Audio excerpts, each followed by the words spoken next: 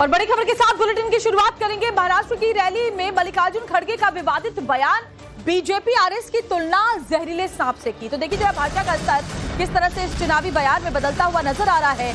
सांगली की रैली में कांग्रेस अध्यक्ष मल्लिकार्जुन खड़गे मौजूद थे और उसी दौरान उन्होंने बीजेपी और आरएसएस को कहा कि ये सबसे खतरनाक जहर के जैसे हैं। जहर मालूम है ना आपको, सांप एक बार काटे तो खत्म आदमी होता है। जहरीले सांप को मार देना चाहिए, ये भी कहा कि ये लोग सांप हैं और इसीलिए जहरीले सांप को मार देना चाहिए।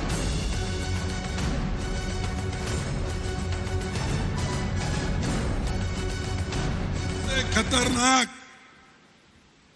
अगर कोई चीज इस देश में पॉलिटिकली है तो वो बीजेपी और आरएसएस। ये तो जहर के जैसा है। जहर मालूम है ना आपको, ये जहर सांप अगर एक बार काटा तो खत्म आदमी होता है, जहरीला सांप। तो इसलिए ये जहरीले सांप को आप मार देना चाहिए। और मल्लिकार्जुन खड़गे ने बयान दिया तो उस पर बीजेपी भी भड़क उठी है और कहा कि चुनाव आयोग को इसका संज्ञान लेना चाहिए। ऐसी भाषा का मल्लिकार्जुन खड़गे पर कार्रवाई भी होनी चाहिए। तो ये बड़ी खबर आपको बता रहे हैं।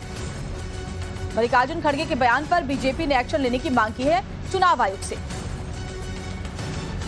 इस बयान को अगर आप रिलेट करेंगे सज्जाद नुमानी के बयान से, जिसने कहा था कि सोशली बॉयकॉट कर देना चाहिए जितने भी लोग महाविनाश अघाड़ी को सपोर्ट नहीं कर रहे। 26/11 को आरएसएस की साजिश और हिंदू आतंकवाद जैसे शब्दों का प्रयोग करने वाली कांग्रेस पार्टी ने आज महाराष्ट्र की धरती पे वापस से उनके प्रेसिडेंट ने साबित कर दिया है कि अगर कांग्रेस पार्टी और महाविनाश अघाड़ी की सरकार महाराष्ट्र में आएगी तो जितने भी लोग उनको सपोर्ट नहीं करेंगे उनकी जान को खतरा है। भारत के संविधान की धारा आर्टिकल 21 राइट टू लाइफ की बात करती है। कांग्रेस पार्टी के महाराष्ट्र के अंदर अगर सरकार में आती है, लोगों के जीने के अधिकार को खतरा है। महाराष्ट्र के अंदर खड़गे जी का बयान इंसाइटफुल है, इस पर इलेक्शन कमीशन को संज्ञान लेना चाहिए। और आज शाम को महाराष्ट्र में चुनाव प्रचार का शोर थम जाएगा, लेकिन लगातार बयानों का दौर जारी है। महाराष्ट्र की रैली में योगी आदित्यनाथ ने भी कांग्रेस पर हमला बोला है। कहा कांग्रेस के अंदर अंग्रेजों का डीएनए है, कांग्रेस का इतिहास बांटने वाला है। राजनीतिक स्वार्थ के चलते देश को कांग्रेस ने बांटा, कांग्रेस ने हिंदू समाज को बांटा, भाषा के नाम पर देश बांटने का काम किया। कांग्रेस की बांट दो और राज करो की नीति है। बटे थे तब अयोध्या में अपमान झेलना पड़ा था। कांग्रेस का इतिहास तो बांटने का ही रहा है। अपने राजनीतिक स्वार्थ के लिए इन्होंने देश को बांटा, हिंदू समाज को बांटा, जाति के नाम पर, संप्रदाय के नाम पर, क्षेत्र के नाम पर, भाषा के नाम पर।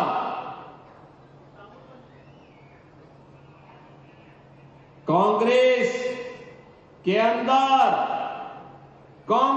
के अंदर लगता है अंग्रेजों का डीएनए आ गया है। जो बांटो और फूट डालो राज करो की नीति पर चल रही थी, वही कार्य आज कांग्रेस कर रही है। और इसके अलावा विपक्ष को जमकर आड़े हाथों मुख्यमंत्री योगी आदित्यनाथ ने लिया है। उन्होंने पहले भी कहा था कि कैसे डिवाइड एंड रूल का काम कांग्रेस ने हमेशा किया है। और आपको ये भी बता दें कि एक और बड़ा हमला उन्होंने कांग्रेस पर किया है। महाविकास अघाड़ी को लेकर के उन्होंने पलटवार किया है।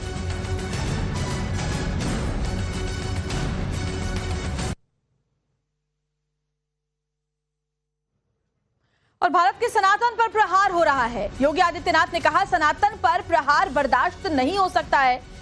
तो ये बड़ी खबर आपको बता रहे हैं। और ये भी कहा कि इसीलिए पथराव होता है क्योंकि हम बटे हुए हैं। रामनवमी की शोभा यात्रा पर पथराव होता है क्योंकि हम बटे हैं। याद रखो, अगर हम एकजुट रहेंगे तो किसी की हिम्मत नहीं होगी कि वो हम पर पथराव करे।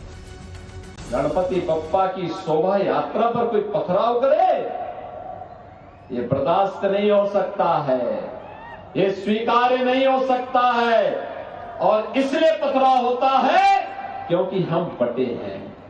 रामनवमी की शोभा यात्रा पर इसलिए पथराव होता है क्योंकि हम बटे हैं। याद रखना, जो ये प्रहार सनातन पर हो रहा है, ये प्रहार भारत पर प्रहार है, क्योंकि भारत की आधार का प्रतीक है सनातन, और सनातन पर प्रहार महाविनाश को आमंत्रित करता है। और आपको मैं यही आमंत्रित करने के लिए आया हूं, यही कहने के लिए आया हूं कि बटे थे तो कटे थे,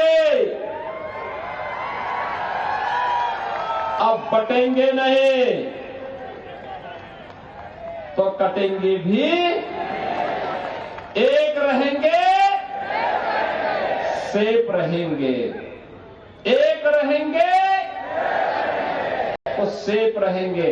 और इस भाव के साथ आज हमें कार्य करना है। साथ हमारे सहयोगी राकेश त्रिवेदी इस वक्त सीधे जुड़े हुए हैं। राकेश, आज चुनाव प्रचार का शोर शाम को थम जाएगा, लेकिन इस बार जबरदस्त सियासी घमासान देखने को मिला है। वार पलटवार का दौर जारी, कोई फिलिस्तीन की बात करता है, कोई बटेंगे तो कटेंगे, तो कोई सांप और जहर की बात करता है। आज के दिन की को लेकर अगर बात करें तो आज आखिरी दिन है चुनाव प्रचार का। आज कौन कौन सी तस्वीर वहां से नजर आने वाली है?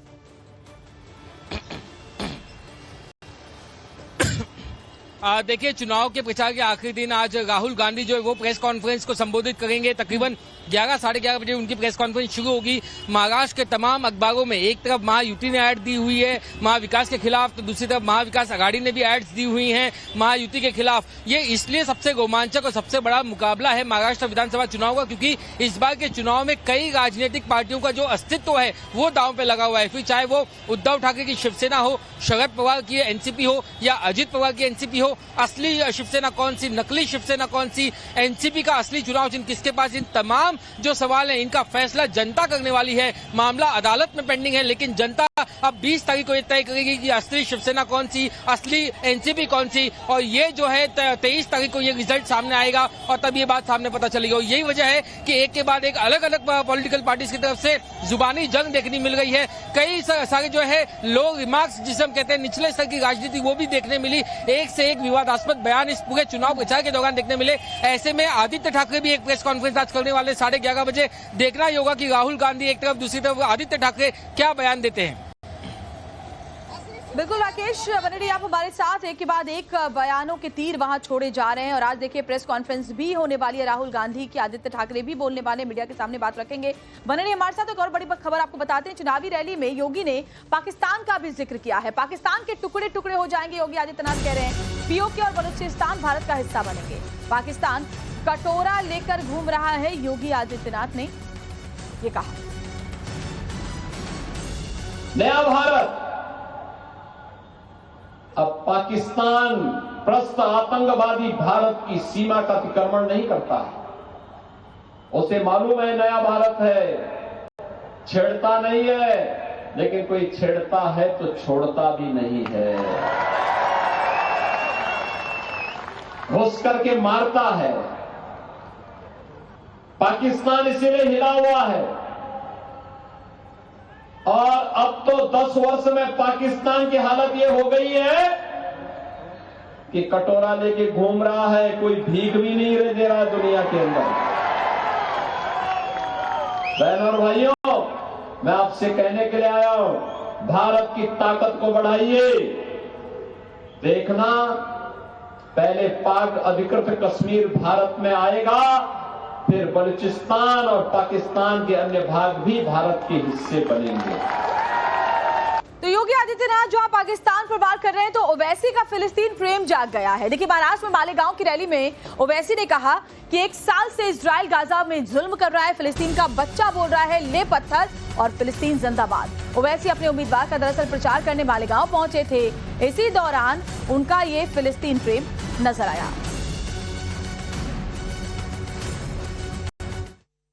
और ये गोली चलाने वाले सुन लो, तुम मौत से डरते, मौत हमारे लिए हमारी महबूबा है, याद रखो। मैं अब्दुल मालिक के बाप की मौजूदगी में बोल रहा हूं, हम मौत से डरने वाले नहीं हैं। अरे मौत को तो गले लगाना हमारा काम है। 1 साल से इजराइल गाजा में 40,000 लोगों को मार दिया। मगर वहां का बच्चा भी बोल रहा, ले पत्थर, फलस्तीन जिंदाबाद। और ये गोली चलाने वाले सुन लो, तुम मौत से डरते, मौत हमारे लिए हमारी महबूबा है, याद रखो। मैं अब्दुल मालिक के बाप की मौजूदगी में बोल रहा हूं, हम मौत से डरने वाले नहीं हैं। अरे मौत को तो गले लगाना हमारा काम है। एक साल से इजराइल गाजा में 40,000 लोगों को मार दिया, मगर वहां का बच्चा भी बोल रहा, ले पत्थर, फलस्तीन जिंदाबाद। और राकेश लगातार हमारे साथ जुड़े। राकेश, अपने वोट बैंक के लिए नेता आप किसी भी स्तर तक जाने को तैयार हैं। हालात ये हैं कि ओवैसी फिलिस्तीन जिंदाबाद के नारे लगाते हुए नजर आए हैं।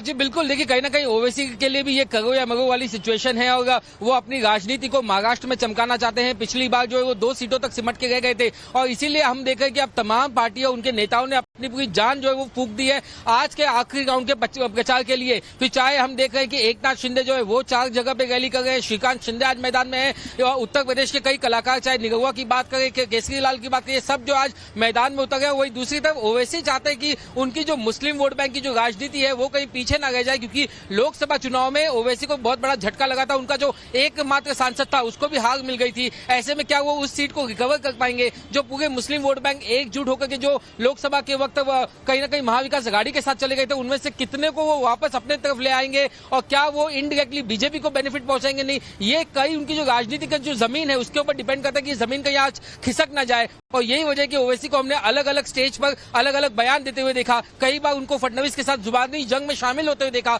निश्चित तौर पे आज शाम के 5 बजे तक कोशिश ये होगी कि और से ज्यादा वोटरों को रिझाने की कोशिश की जाए और 5 बजे ये जो प्रचार का बिगुल है वो फिर शांत हो जाएगा और जो इस ताले की जो चाबी है वो जनता के हाथ में होगी। बिल्कुल राकेश, आगे भी आप दिन भर की जो तमाम तस्वीरें होंगी वो दर्शकों तक आपके जरिए हम पहुंचाएंगे। फिलहाल बहुत बहुत शुक्रिया।